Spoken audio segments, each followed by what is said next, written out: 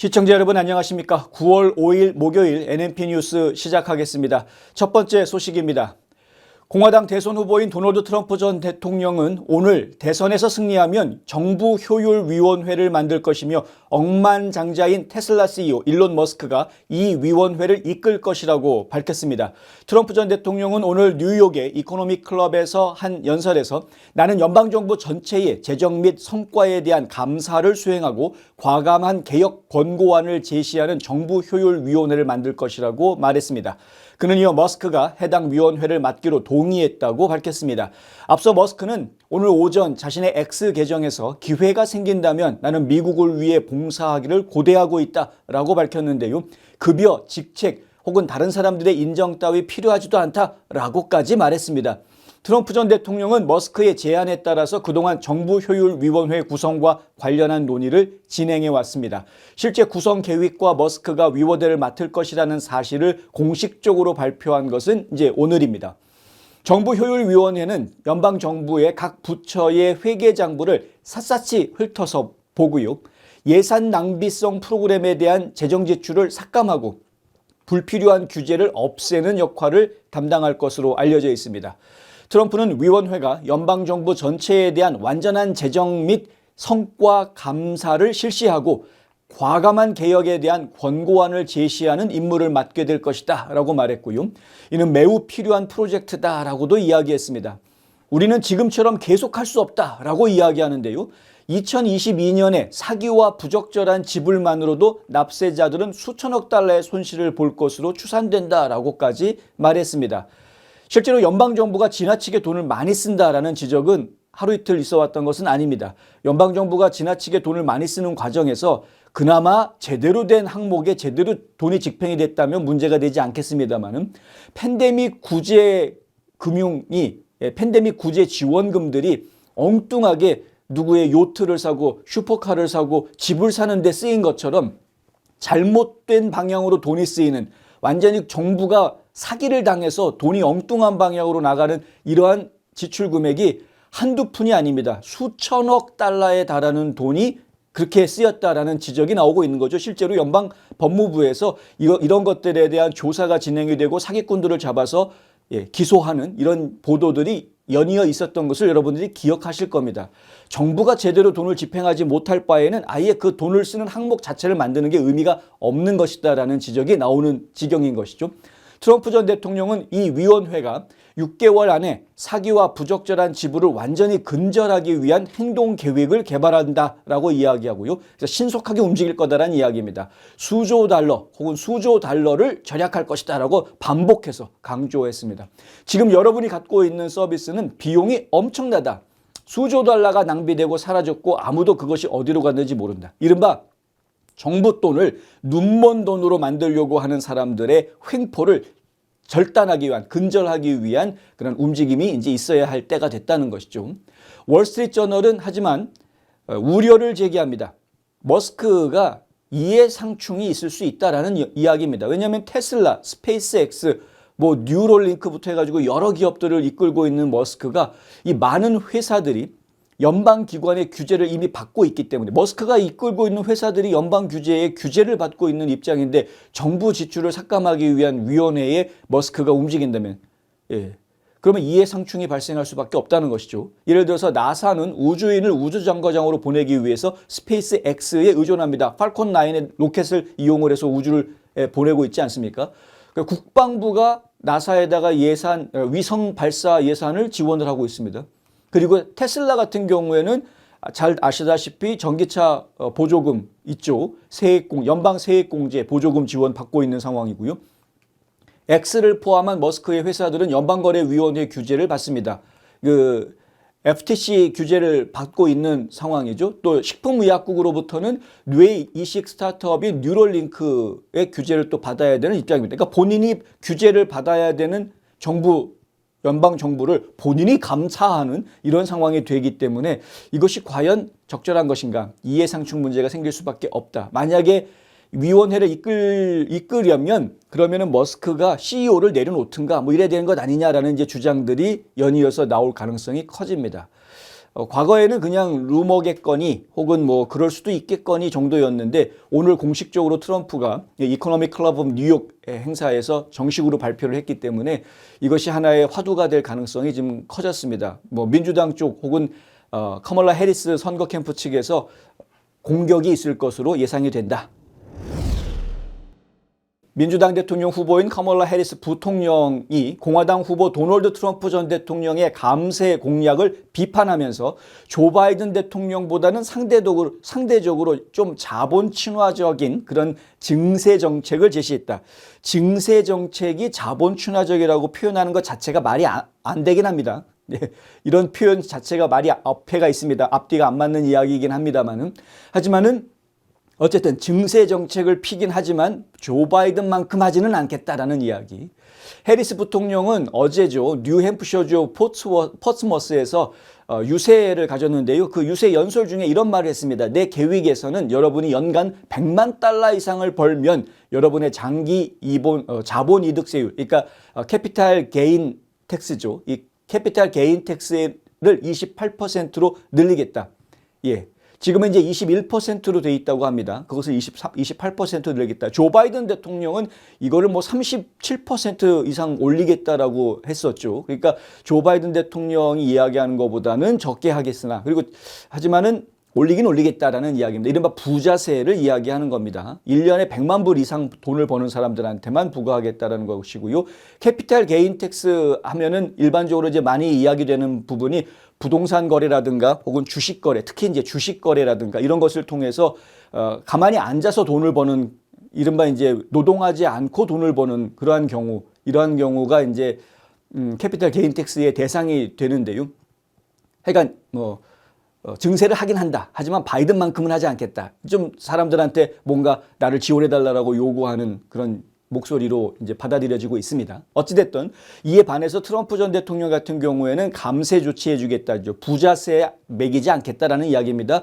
기업가들, 특히 돈을 많이 버는 사람들이 훨씬 더 많은 돈을 벌 수 있도록 보장해주겠다라는 그러한 개념으로 접근합니다. 이 접근은요, 부자들을 이롭게 해준다라고 비판을 받고 있는데 사실은 부자들을 이롭게 해준다라는 비판을 받을 내용이 아니고요. 자유민주주의, 자본주의 시장 상황에서는 시장 경제 원리에 맡기겠다라는 거고요. 낙수 효과를 보겠다라는 이야기이기도 합니다. 그리고 아메리칸 드림에 대한 보장을 만들어주자라는 차원이기도 합니다. 무슨 얘기냐면 열심히 일하면 일한 만큼 가져갈 수 있는 시스템을 만들어주겠다. 열심히 일했더니 정부가 돈을 뺏어가는 이러한 상황을 만들지는 않겠다라는 이야기입니다. 근데 트럼프의 감세 정책을 비판한다라는 것 자체가 얼마나 해리스가 본인이 좀 사회주의적인 혹은 공산주의적인 경제관을 가지고 있는지를 아주 여실히 보여주는 모습이다. 이렇게 이야기할 수 있겠고요.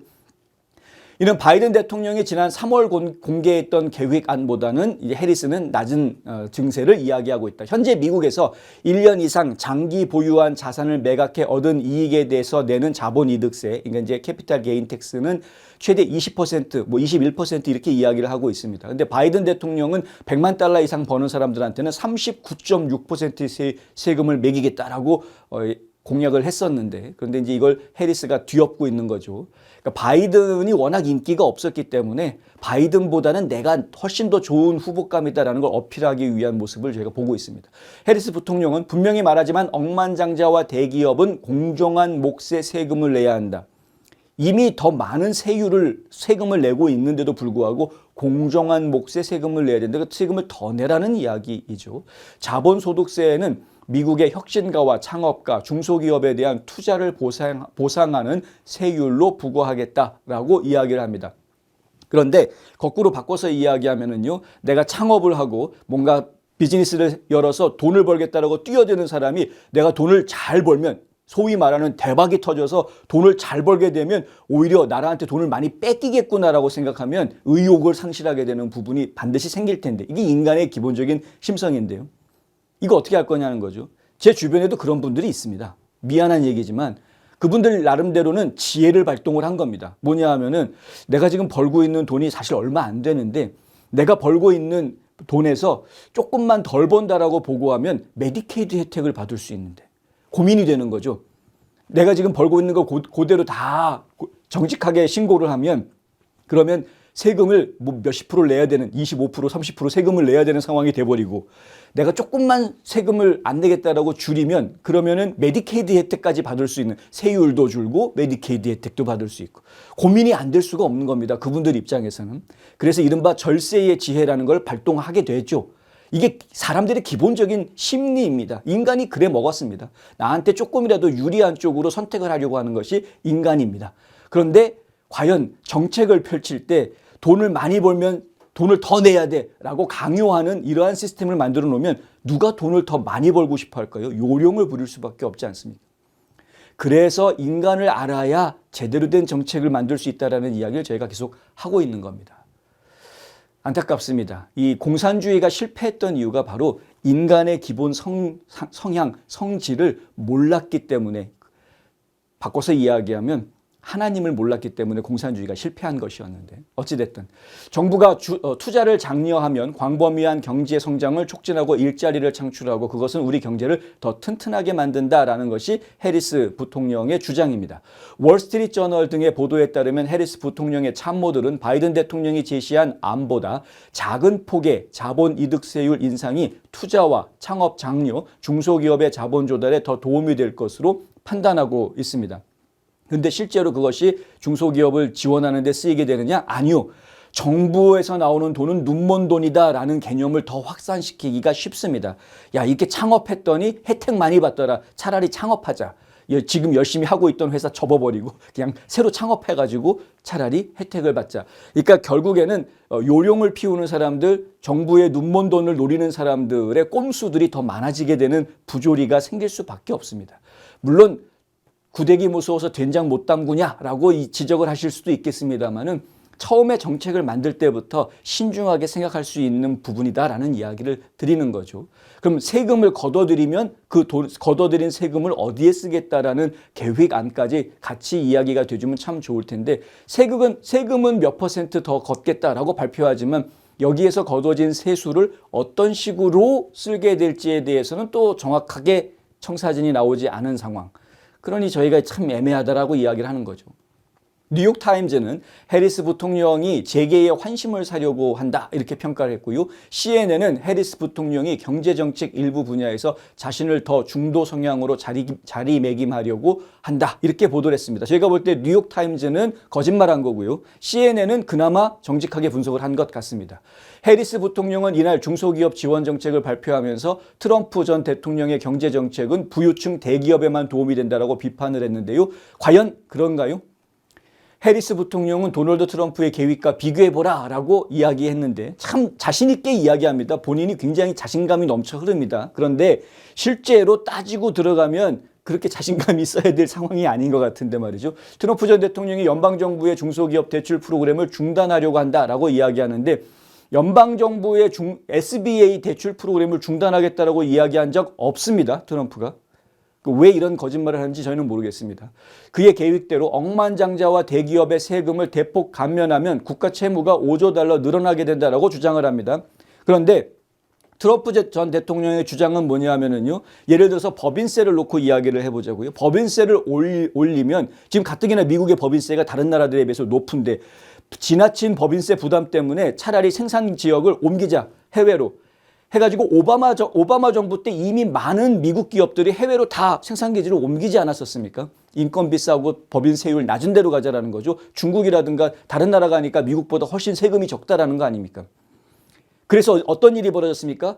노동시장이 붕괴가 돼버렸죠. 미국의 일자리가 없어지고 사람들이 이런 상황이 돼버렸습니다. 뭐 4차 산업이니 뭐니 뭐 화려한 표현들을 구사하면서 미국이 서비스업 쪽으로 더 기울어지는 모습을 만들어내는 것 같이 뭐 발전적인 모습으로 가는 것처럼 이야기를 했지만 실질적으로 먹고 살아야 되는 이 중저층, 그러니까 중산층과 저소득층 입장에서는 본인이 일해야 될 일자리가 점점 줄어드는 결과밖에 안 나왔다. 트럼프가 이야기하는 감세 조치, 이거 법인세를 좀 경쟁력 있게 낮추자는 거죠. 국제적으로 경쟁력 있게 법인세를 낮춰주자. 한 15%대까지 낮춰주자 이런 이야기입니다. 이렇게 되면 기업들이 미국에서 기업을 계속 할 수밖에 없는 거고요. 예, 굳이 해외로 나가서 공장 차려놓고 멀리다 공장 차려놓고 관리 안 되는데 힘들어할 이유가 없다라는 거고요. 결국은 미국의 일자리를 더 많이 만들어주게 될 것 아니냐. 실제로 트럼프 전 대통령 행정부에서 4년 동안 그런 정책을 펼쳐서 많은 기업들이 미국으로 다시 들어왔고요. 일자리가 다시 늘어나는 그런 효과를 보았던 것을 기억을 합니다. 자, 해리스 부통령은 첫 임기에 중소기업 2,500만 개의 설립 신청을 목표로 제시하고 이를 달성하기 위해 스타트업에 대한 세금 공제액을 기존 $5,000에서 $50,000로 늘리고요. 저금리 대출과 중소기업 공공조달을 확대하고 규제를 완화하겠다고 공약을 했습니다. 자, 중소기업 진흥 정책들을 제시를 했군요. 좋습니다. 뭐 이렇게 정책이 제시가 되는 것은 매우 바람직합니다. 그런데 좀 지적을 좀 해드릴 수밖에 없는 게 이거 뭐 한국에서도 흔히 나오는 이야기인데 중소기업을 갖다 2,500만 개를 신청하도록 만들겠다. 그러니까 창업하는 사람들 2,500만 업체가 창업이 되도록 만들겠다라는 것인데요. 2,500만 개. 이 숫자가 어떻게 나왔는지 일단은 궁금하긴 합니다. 그리고 2,500만 개에다가 10,000불씩만 지원해주면 액수가 얼마나 됩니까? 그러니까 이게 지금 과연 현실성이 있는 것인지 그러니까 어마무시한 돈을 거기다 넣겠다라는 이야기인데 과연 그 어마무시한 돈이 부자들, 그러니까 100만 불 이상 버는 사람들한테 캐피탈 게인 텍스를 좀 몇 % 올린다고 충당이 될 수 있는 돈인지 이게 이제 한 가지 계산이 제대로 된 건지가 궁금한 부분이 있고요. 두 번째 저희가 신경을 쓰이는 부분은 아까 말씀드렸던 눈먼 돈 문제. 2,500만 개의 기업을 첫 임기 4년 동안 만들겠다라는 겁니다. 4년 사이에 2,500만 개의 창업을 다 소화를 해내려면 정부 부처가 엄청나게 바쁘겠죠. 예. 그럼 정부 인원을 늘려야 되겠죠. 그 일을 처리하기 위해서. 백로그가 생기면 안 되니까 일이 밀리면 안 되니까 그러면 뭐 정부도 돈을 많이 써야 되는 거고 이게 문제가 좀 이제 생길 수밖에 없고요. 워낙 빠르게 일 처리 해줘야 되고 중소기업 창업 신청 들어오면 무조건 다 오케이 해줘야 되는 그런 상황이 될 거 아닙니까? 2,500만 개를 4년 사이에 만들려면 그러면 결국에는 눈먼 돈 이슈가 나올 수밖에 없다. 야 창업 신청했더니 돈 벌더라. 야 내 주머니에 일단 돈이 들어온다. 사기당하는 정부가 민간인들한테 사기당할 수밖에 없는 길을 막 만들어주고 있는 거 아니냐라는 문제가 제기가 될 수밖에 없다라는 것이죠. 저금리 대출 마찬가지입니다. 중소기업 공공조달 마찬가지. 중소기업 공공조달을 무작정 해줄 수는 없지 않습니까? 이게 무슨 얘기냐면 좀 쉽게 이야기를 드리면 연방정부가 있는데 필요한 게 있죠. 종이도 써야 되고 뭐 잉크도 써야 되고 뭐 휴지도 필요하고 여러 가지 필요한 것들이 많지 않습니까? 그러면 이거 필요한 물품들을 민간인 회사들로부터 공급을 받게 될 거예요. 정부도 필요한 것들은 사야 되니까. 이렇게 사들일 때 이왕이면은 대기업한테서 사는 게 아니라 중소기업한테서 사겠다는 거죠. 이거는 새로운 정책이 아닙니다. 예전부터 있던 정책입니다. 이미 그렇게 하고 있습니다.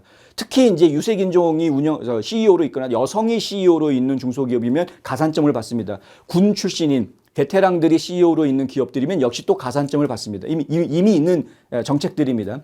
그런데 이걸 좀 확대하겠다. 더 많은 중소기업들이 정부에다가 조달을 할 수 있게 하겠다. 그 이야기는 정부가 더 많이 사들이겠다라는 이야기거든요. 정부가 돈을 더 쓰겠다라는 이야기입니다. 결국은. 그 정부가 돈을 더 쓴다라는 그 돈은 어디에서 나옵니까? 결국은 세금을 더 걷어들여서 채우겠다라는 것밖에 안 되거든요. 그러니까 중소기업을 살려주겠다라고 연방정부를 비대하게 만들려고 하는 꼴밖에는 안 된다. 그러니까 이게 지금 제대로 된 정책이라고 저희가 보이지 않습니다. 해리스는 이렇게 이야기합니다. 난 미국의 중소기업이 우리 전체 경제의 필수적인 근간이라고 믿는다. 이건 모든 사람이 다 그렇게 이야기합니다. 왜냐하면 사실이기 때문에 그렇습니다. 대통령이 되면 내 최우선 순위 중 하나는 미국 중소기업의 강화다. 이건 트럼프도 이렇게 이야기합니다. 모든 정치인들이 중소기업이 강화돼야 된다는 데 대해서는 이견이 없습니다. 다 똑같이 이야기합니다. 해리스 캠프는 별도 자료에서 해리스 부통령이 억만장자에 대한 최저소득세와 법인세율을 21%에서 28%로 인상하는 것을 지지한다라고 밝혔습니다. 자, 법인세 28%로 올리게 되면은요, 그러면 실제로 미국에 있는 기업들 중에 상당히 영향력 있는 기업들, 국제적인 감각이 있거나 영향력이 있는 기업들은 해외로 본사를 옮기거나 생산기지를 옮기는 부분에 대해서 신중하게 생각하게 될 겁니다. 물론 이제 중국으로 가지는 중국으로 갈 수도 있죠. 관세를 부과한다고는 하지만은 그럼에도 불구하고 일단 법인세로 커버될 수 있는 부분들이 있으니까. 세율을 올리게 되면 이거는 기업들한테만 부담을 주는 것이 아닙니다. 생각해 보십시오. 세금이 올라갔는데 그러면 원가가 올라가는 겁니다. 기업하는 사람들 입장에서는 물건 가격을 올리면 되는 겁니다. 세금을 올리면서 물건 가격을 올리지 못하게 할 수 있을 것 같은가요? 불가능합니다. 예. 불가능합니다. 기업가들은요, 정부가 세금을 올린다? 그러면 신상품 개발, 신상품 출시 이렇게 하버리면 그만입니다. 신상품을 내놓으면서 가격을 더 높게 매기면 그만인 겁니다. 끝. 네. 그리고 옛날에 팔던 제품들은 슬슬 없애버리면 되는 것이고요. 그러면 독과점 문제라든가 담합 문제라든가 이런 걸 피하면서 이윤 폭을 그대로 유지를 할 수가 있습니다. 안 그러면은 주주들한테 쫓겨나죠, 경영진들이. 이게 자본주의 시장의 원리입니다, 기본적인. 그런데 지금 정치인들이 그런 것들을 깨닫지를 못하고 이렇게 무작정 밀어붙이기 식으로 정책을 펼치겠다, 먹히지 않는다. 중국이라든가 러시아라든가 러시아는 모르겠습니다. 중국이라든가 북한이라든가 이런 데 가가지고 그런 정책을 만든다고 그러면 모르겠는데 미국에서는 그런 정책이 먹히기가 어려울 것이다. 마리화나를 사용한 12학년 학생의 약 63%가 베이핑을 통해 섭취했다는 통계가 나왔습니다. 지난달 12세에서 17세 청소년 약 60만 명 마리화나 이외의 불법 약물을 사용했습니다. 점점 더 많은 학생들이 대마초를 사용하고 있습니다. 당신의 자녀는 안전합니까? 마약. 시작하는 그 순간 중독도 시작됩니다. 내 건강과 인생은 물론 가족과 지인들까지도 위험하게 만듭니다. 이 캠페인은 강남일식, 시스콘, 조지아 센트럴대학교, 이정숙 종합보험, 그리고 빅스카이 비즈니스 서포트가 함께합니다. 딱 한 잔은 괜찮겠지? 이거 봐, 멀쩡하잖아. 다들 이 정도는 그냥 운전해. 아니요, 제발 말려주세요. 40불 아끼려다 40년 빼앗깁니다. 음주운전을 막을 수 있는 유일한 사람은 바로 당신입니다. 음주운전 하지 맙시다. 음주운전은 범죄 행위이자 살인 행위입니다. 이 캠페인은 강남일식, 시스콘, 조지아 센트럴대학교, 그리고 빅스카이 비즈니스 서포트가 함께합니다. 블라디미르 푸틴 대통령은요, 오늘 러시아가 카멀라 해리스 부통령이 도널드 트럼프 전 대통령을 누르고 대선에서 승리하기를 바란다라고 말했습니다. 그녀의 감염성 있는 웃음에 대해서 농담을 하기도 했습니다. 카멀라 해리스 웃는 모습이 중독성이 있다라고 이야기를 하는 겁니다. 푸틴의 성명은 연방 법무부가 러시아 언론사 임원 2명을 친러시아 메시지 전달을 위해서 미국 기관에 자금을 제공한 혐의로 기소한 이후에 나왔습니다. 그러니까 지금 러시아 국민들이 미국 정부에 의해서 기소를 당하니까 트럼프가 이제 달래주기 하는 거죠. 미국 행정부를. 그러니까 바이든 해리스 행정부를 달래주기 하는 겁니다. 야, 나는 원래 바이든이 다시 재선되기를 바라는데 난 그걸 응원을 했는데 바이든이 안 나온다고 하니까 그러니까 해리스가 또 나오니까 해리스가 대통령이 되는 걸 나는 지지해 라고 이야기를 하는 겁니다. 그러면서 비꼬듯이 웃죠. 해리스의 웃음이 상당히 매력적이다. 그러면서 비꼬듯이 이야기를 합니다. 이게 진담인지 농담인지 헷갈리게 이야기합니다. 메릭 갈랜드 법무장관은 러시아인 2명에 대해서 기소하면서 이런 성명을 내놨습니다. 연방 법무부는 권위주의 정권이 우리나라의 자유로운 사상 교환을 이용해 은밀하게 자신의 선전 활동을 펼치려는 시도를 용납하지 않을 것이며 이 문제에 대한 우리의 조사는 계속 진행 중이다. 아주 강한 메시지를 내놨습니다. 푸틴은 바이든이 자신의 지지자들에게 해리스에게 투표하라고 권고했다고 말했습니다. 그는 청중으로부터 웃음과 박수 갈채를 받는 가운데 카메라 앞에서 우리도 똑같이 할 것이고 그녀를 지원할 것이다 라고 이야기합니다. 아까 말씀드렸던 바로 그런 내용입니다. 우리가 원래는 바이든을 지지했는데 바이든이 해리스를 지지한다고 하니까 그러면 이제 우리는 해리스를 지지할 거다. 이제 이렇게 이야기를 하는 거죠. 자, 러시아어 통역에 따르면 푸틴은 이렇게 말합니다. 그녀는 매우 표현력 있고 전염성 있게 웃고 있는데 이는 모든 것이 괜찮다는 것을 의미한다. 해리스가 웃는 모습을 보면서 everything will be fine 이렇게 된다라는 거죠. 푸틴은 미소를 지으면서 해리스의 웃음은 우크라이나 전쟁이 시작된 이후 바이든 행정부가 러시아에 가한 제재를 일부 완화할 것이라는 의미일 수 있다라고 말합니다. 궁극적으로 선택은 미국 국민에게 달려있고 우리는 그 선택을 존중할 것이다라고 이야기했습니다. 아주 얕잡아 보는 겁니다.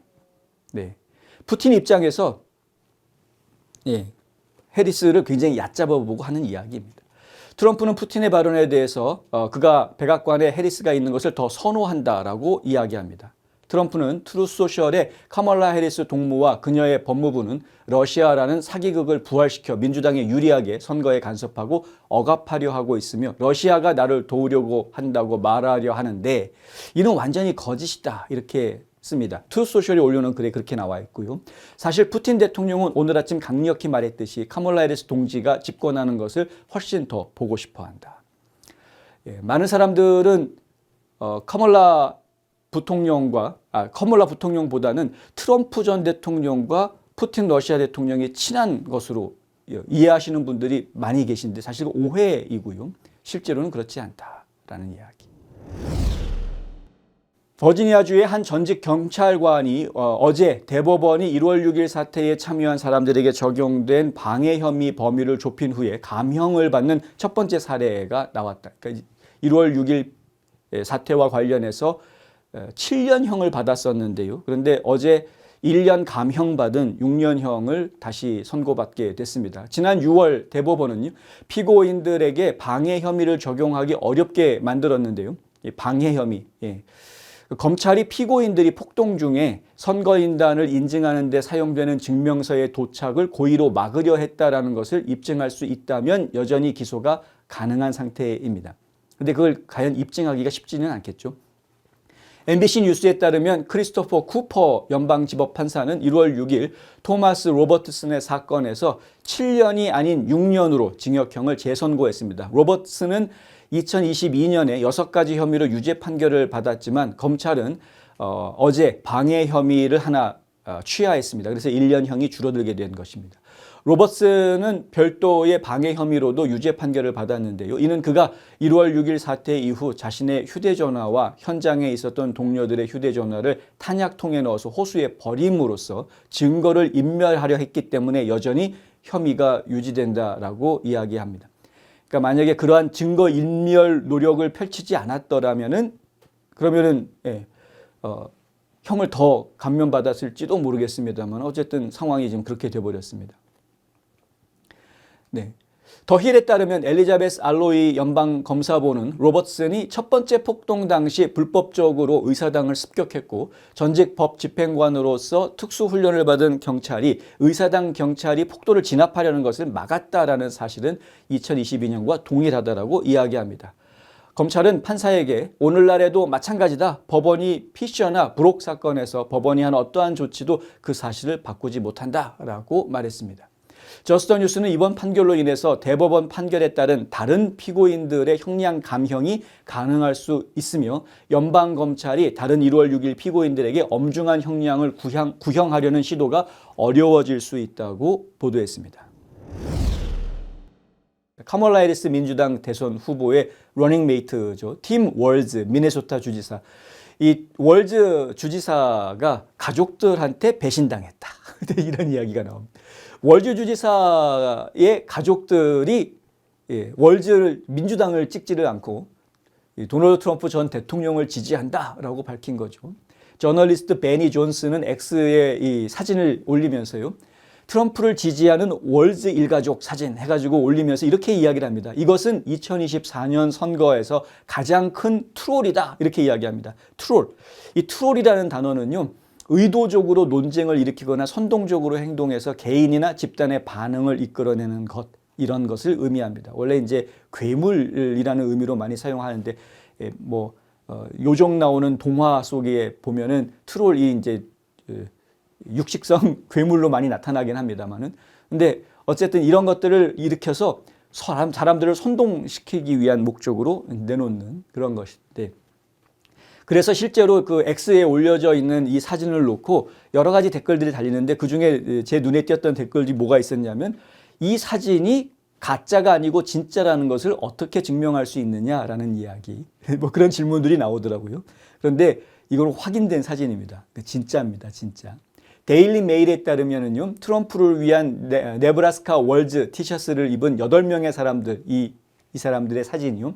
네브라스카 주 공화당 주지사 후보였었던 찰스 W. 헙스터가 처음에 공유했던 사진이라고 합니다. 그러니까 네브라스카 주에 있는 월즈 집안 사람들입니다. 이 헙스터의 대변인은 데일리 메일에 이 포즈를 취한 사람들이 팀 월즈 주지사의 할아버지의 형을 통해서 이렇게 관련이 되어져 있다. 이렇게 이야기합니다. 그러니까 먼 인척간이라는 거죠. 뭐 사돈의 팔촌까지도 아니고요. 사실은 따지고 보면 할아버지의 형, 그러니까 큰 할아버지의 자손들이니까 뭐 따지고 보면은 뭐 한 6촌, 7촌 뭐 될지는 모르겠습니다. 그러니까 아주 먼 형제라고 말하기는 좀 어렵겠고요. 어쨌든 이 헙스터는 사진에 네브라스카에 있는 팀 월즈의 가족은 여러분들에게 뭔가를 알리고자 한다라는 설명을 밑에다가 달아놓고 이 사진을 공개합니다. 트럼프 전 대통령은 어제 이 사진에 대한 답변으로 트루소셜에 올린 글에서 이렇게 이야기합니다. 월즈의 형인 제프 월즈를 만날 것이다. 이렇게 이야기합니다. 제프는 해당 이 사진에는 네브라스카에 사는 월즈 집안 사람들이니까 이 사진에는 나오지는 않습니다만은 하지만은 제프 월즈는 플로리다에 살고 있고요. 트럼프가 백악관에 입성하는 것을 지지한다라고 발표한 적이 있습니다. 제프 월즈는 팀 월즈의 친형입니다.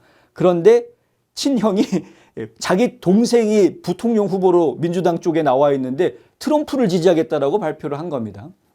데일리 메일은 이 사진은 마가 사용자들 사이에서 빠르게 퍼졌는데 사용자들은 그의 가족이 그의 출마를 반대하는 것은 사람들이 해리스 월즈 후보에게 투표하는 것을 조심해야 한다라는 증거다라고 보도했습니다.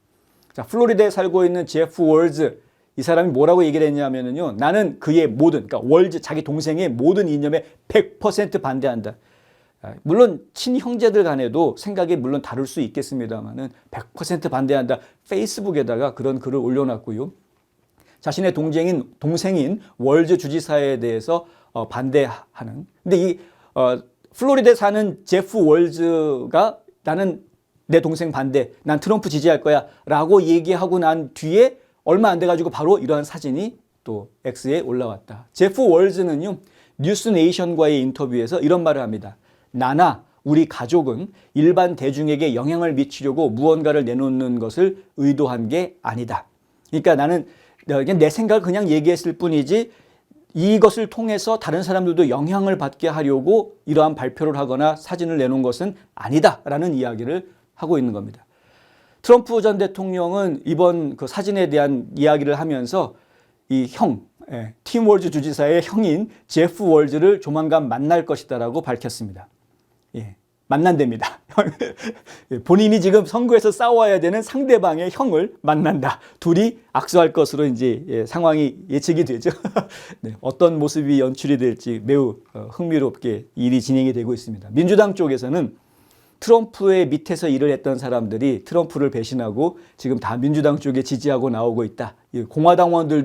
공화당원들임에도 불구하고 지금 해리스를 지지하는 사람들이 한두 명이 아니다. 이런 식으로 지금 선전을 계속 해왔습니다만은 정작 이권이 얽혀 있는 사람들 아닙니까? 뭐 리즈 체니 같은 경우 해리스 지지했습니다. 리즈 체니가 해리스를 지지할 수밖에 없는 이유는 뭡니까? 공화당에서 쫓겨났죠. 아예 견책당했습니다. 넌 공화당원도 아니야 라고 아예 견책당했습니다. 이게 쫓겨난 상황. 그러니까 뭐 민주당에 가가지고 해리스를 지지하거나 말거나 다른 공화당원들한테 별 의미가 없죠. 그리고 전에도 말씀드렸지만 2020년 대통령 선거 때 링컨 프로젝트라는 팀이 있지 않았습니까? 반 트럼프 활동을 했던 공화당원들. 지금 올해도 마찬가지입니다. 올해도 반 트럼프 활동을 하는 공화당원들이 있습니다.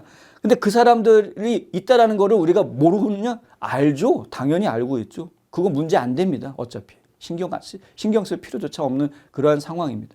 그러니까 결국은 이 문제에 대해서 우리가 너무 깊이 생각할 필요는 없겠다. 예. 그런데 하여간 저쪽은 정치적으로 연락을 해서 나를 지지해줘라라는 그러면 너한테 도움을 줄게. 나 해리스가 대통령이 되면은 공화당 사람들을 내각에 앉힐 거야. 이게 뭡니까? 나를 따라라. 나한테 지지표 보내라. 뭐 이런 밑밥 던지는 건데 근데 거기에 홀라당 넘어간 공화당원들이 있는 것뿐이고요. 근데 이 사진들은 얘기가 좀 다릅니다. 이 사람들이 이 사진 찍었다고 그렇다고 해서 나중에 트럼프가 대통령 되고 난 다음에 어디 공직이 한 자리씩 얻게 되는 거냐? 아니거든요. 그런 거 아닙니다. 제프 월즈, 그러니까 팀 월즈 주지사의 형인 제프 월즈가 트럼프 지지했다라고 해서 제프 월즈가 나중에 무슨 뭐 백악관에 들어가는 겁니까? 그런 거 전혀 아닙니다. 그냥 개인적인 이야기를 하고 있는 겁니다. 난 남들한테 영향 주려고 한 게 아니고 내 생각을 그냥 얘기한 것뿐이다. 그게 민주주의의 모습입니다. 그렇죠? 우리 자신뿐만 아니라 우리의 자녀 세대를 위해서라도 어떤 정치적 성향을 가지고 있던 상관없이 투표는 꼭 해야 합니다. 내가 하는 한 장의 투표가 밝고 단단한 미래가 되어줄 것입니다. 우리 한인들 모두 투표합시다. 투표하십시오. 투표하십시오. 우리의 가정, 지역사를 위해 투표해주세요. 한인 동포 여러분, 우리 투표를 합시다.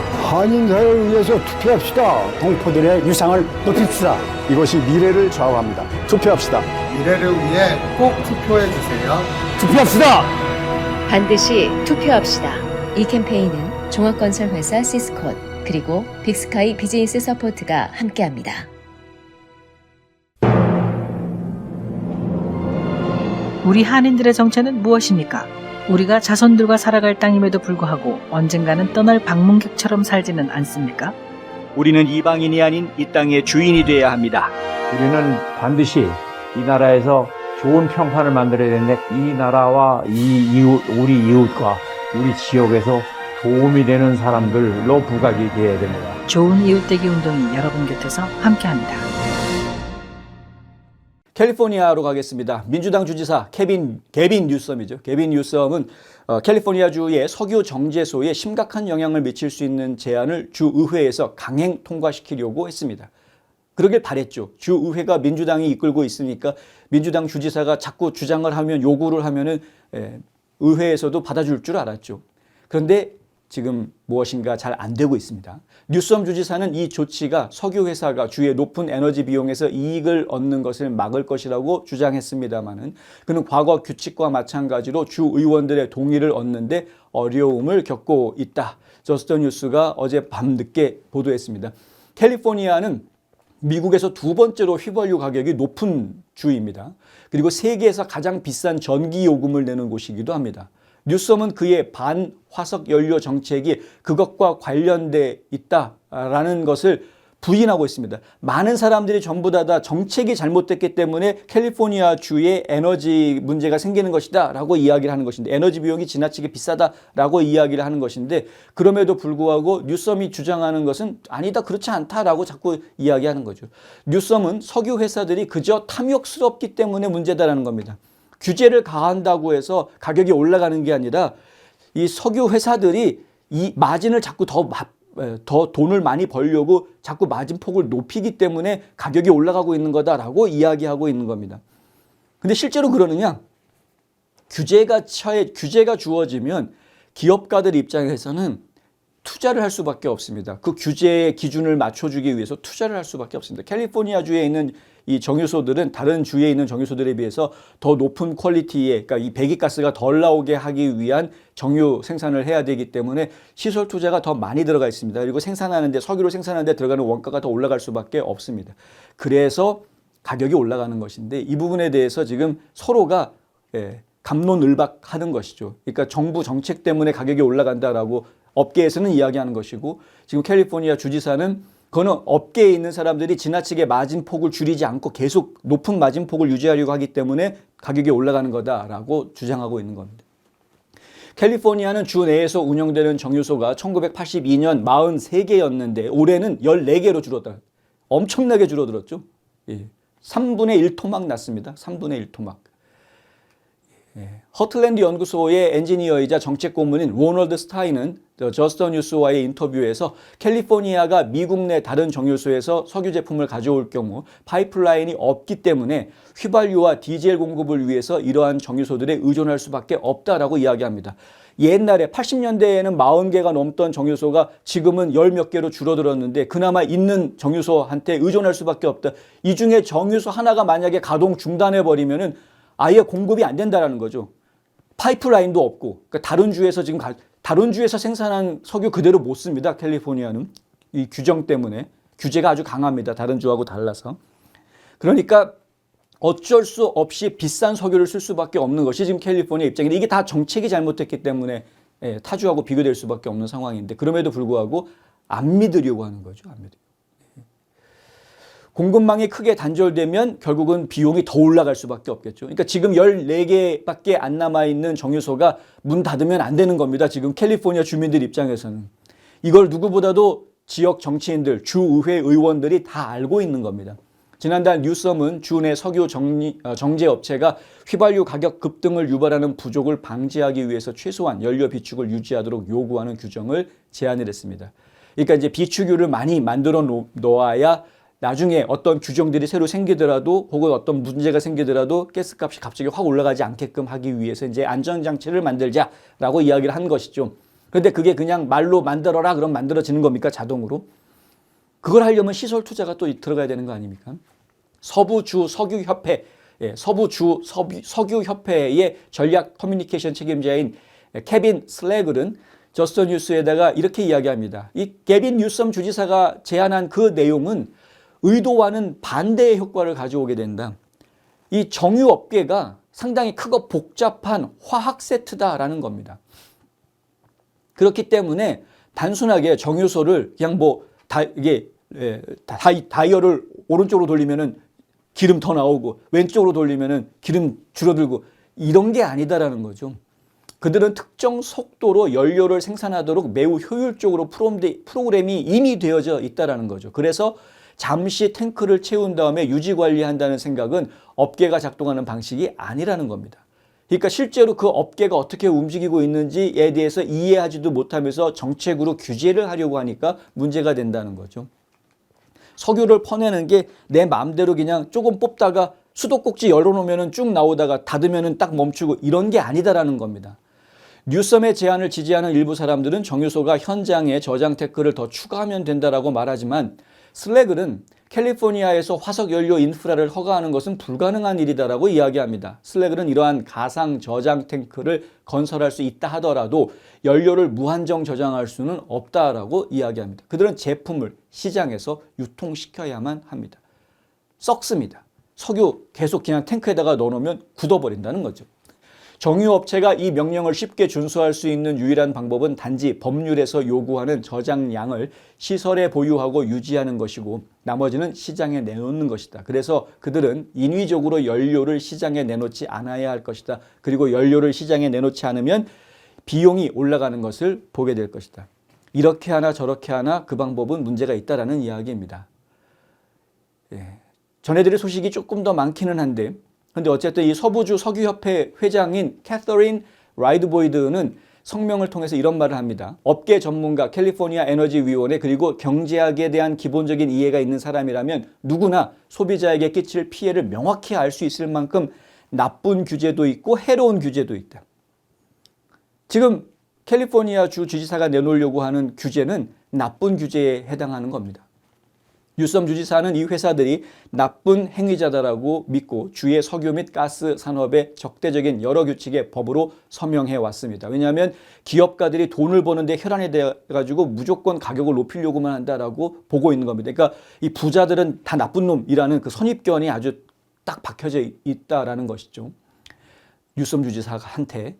근데 뭐 실제로 뉴섬 주지사가 그런 선입견이 있는지 없는지는 모르겠습니다만은 이 석유 업체들을 대하는 태도는 매우 적대적인 건 분명해 보입니다. 지난달 쉐브론은 석유 산업을 환영하는 텍사스로 짐을 싸서 향한다라고 발표했습니다. 그렇죠? 본사 옮기겠다라고 발표했죠. 이 회사는 더 친절한 지역으로 향하는 많은 회사들 중 하나에 불과합니다. 많은 회사들이 캘리포니아를 떠나서 더 자유로운 곳으로 옮기려고 합니다. 캘리포니아의 입법 세션이 그러니까 회기죠. 입법 회기가 토요일에 끝났는데요. 민주당 소속인 캘리포니아 의회 의장 로버트 리바스는 뉴섬의 정유소 제안 SB 950 법안을 본회의 표결에 붙이지 않았습니다. 이거 통과시키면 기업들, 지역 기업들 그리고 지역 주민들로부터 반발이 있을 것이 분명해 보이기 때문에 그런 거죠. 주 의원들은 지역 주민들과의 의사소통이 상당히 중요하기 때문에 지역 주민들의 의견을 의회에서 반영 안 할 수가 없습니다. 근데 그럼에도 불구하고 이 주지사와 석유 업체들 간의 이 말싸움, 실랑이 이것은 지금 계속되고 있고 그 과정에서 지금 많은 사람들이 골치를 앓고 있는 그러한 상황이다. 뭐 이렇게 이해할 수 있겠습니다. 정치인들은 지금까지 상당히 많은 것들을 따지고 있지만 역시 정치인들이 따지는 것 중에는 국민들의 삶의 편익과 이익보다는 자기네 나름대로의 정치적인 계산 이런 것들이 상당히 작용을 한다라는 부분도 빼놓을 수 없겠다. 특히 게빈 뉴섬 주지사 같은 경우에는 캘리포니아를 치리하는 것을 떠나서 전국구의 인물로 부각할 수 있는 기회가 주어져 있는 인물이다 보니까 자신이 이제 나중에 백악관을 향한 도전장을 낸다거나 전국구로 활동하기 위한 도전장을 내기 위한 초석을 다져야 할 것인데, 그러한 초석을 다지는 데 있어서 이러한 그 석유 업체들, 정유 업체들에 대한 압박, 규제의 압박, 그것을 통한 세수 확장, 이런 것들은 본인이 민주당 내에서 성장하기 위해서는 정치적인 계산상 필요한 것이다, 뭐 이렇게 이야기할 수 있는. 근데 정치적인 계산상 필요한 것이다라고 하더라도 본인의 지금 본연의 임무는 캘리포니아 주지사인데, 캘리포니아 주 주민들의 민생을 돌보는 것이 가장 최우선이어야 할 텐데, 그것을 게을리하는 것이 과연 옳은지에 대한 비판은 피할 수가 없을 것이다. 하틀랜드 연구소의 슈타인은 이런 이야기를 합니다. 캘리포니아 주민들이 주지사가 그토록 없애고 싶어하는 제품을 기꺼이 구매하고 있다는 사실을 뉴섬이 무시하고 있다. 무슨 얘기인지 아시죠? 지금 캘리포니아에 사는 주민들 입장에서는 당장 가스가 필요한 거 아니에요. 휘발유가 없이는 살 수 없는 거 아닙니까? 그런데 캘리포니아 주의 주지사인 뉴섬은 어떻게 해서든 캘리포니아 주에서 휘발유를 없애려고 혈안이 돼서 움직이고 있으니 이게 참 희한한 일이다. 슈타인은 이렇게 말합니다. 석유 산업을 없애고 싶다면 그 제품을 사용하지 마라는 거죠. 공항 폐쇄하고 병원 폐쇄해라 이겁니다. 전기 안 쓰고 휘발유 안 쓰면은 그러면 석유 업체 없어질 거다. 정유 업체들. 예, 말이 안 되는 이야기죠. 그러니까 왜 말이 안 되는 노력을 하려고 하느냐. 경제정보입니다.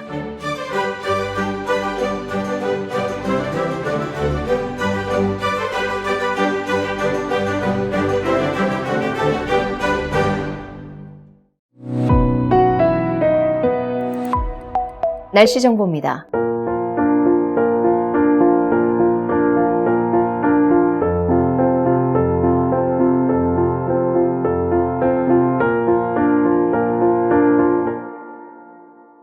이상으로 9월 5일 목요일 NMP 뉴스를 모두 마치겠습니다. 끝까지 시청해 주신 여러분 감사합니다.